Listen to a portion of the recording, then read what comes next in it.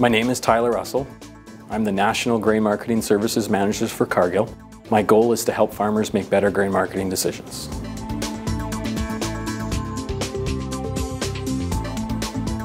Risk management plans are very important today with just the amount of risk that Canadian farmers are being exposed to. Over the past few years, commodity markets have seen greater volatility, moving up and down a lot faster than they normally have. We've also seen rising input costs right across from fertilizer to seed to chemical. So there's more risk farmers putting in the ground if they don't grow a crop. So therefore, it's very important that farmers have a risk management plan so they can sleep at night.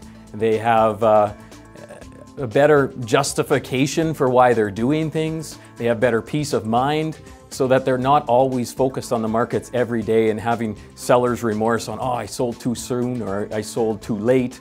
Having a plan creates discipline and a great perspective for going forward.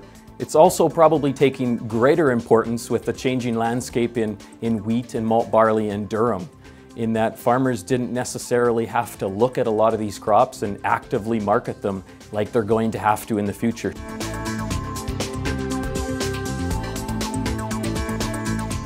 Well, there's lots of different parts to a grain marketing plan. At Cargill, we generally try to simplify it into three very important parts. How do you make a better grain marketing decision? And when we look at what components you have to look at making a solid grain marketing decision, we break it down into three different buckets. The first bucket is your individual situation. And every farm is different. Every farm has different cash flow needs, storage, shipping requirements, different profitability goals. Every farm has different costs and break-evens and contribution margins. So you really have to look at every individual farm differently. The second piece of making a good grain marketing plan is understanding the market's direction. There's lots of things that go into a commodities market, whether that's the supply and demand of that commodity, whether that's hedge funds and commodity funds, other speculators, what's happening in the rest of the world.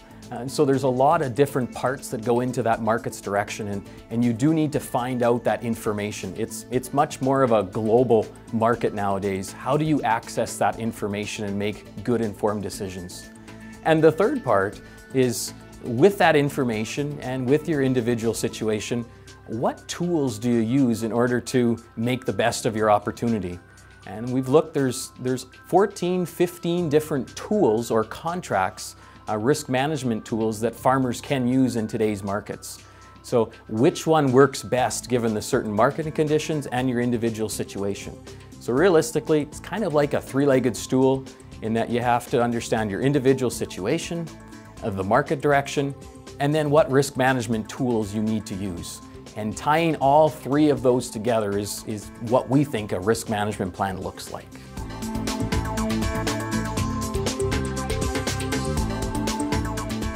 It's hard to broad brush this for everyone, because when you look at it, can you as a farmer do your individual situation? Do you know your costs and all your individual needs? Do you get the market information, and do you know all the tools? And if you can do those three things really effectively, you may not need that extra help. However, there are lots of cases where some people, they don't have the time to spend looking at all those three things because things move around so much.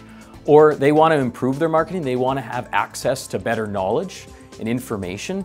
And then there's lots of people that want to make more confident, informed decisions. And sometimes that involves hiring a specialist who, that's all they do. As farmers, a lot of the times you have to grow a crop, you have to market a crop, you have all the machinery and the equipment that you got to keep running, and you may have lots of different labor that goes into it. So you have lots of different things going. So sometimes people look at hiring a specialist because that's all a grain marketing specialist does and that they're concentrated on. So it is, do you need to hire one or not? If you can do those three things well and be disciplined and take the emotion out of the market, because that's where most people fall down, is they get very emotional with their grain marketing decisions. That choice is up to you on whether you can stay disciplined and know all three of those legs of that stool.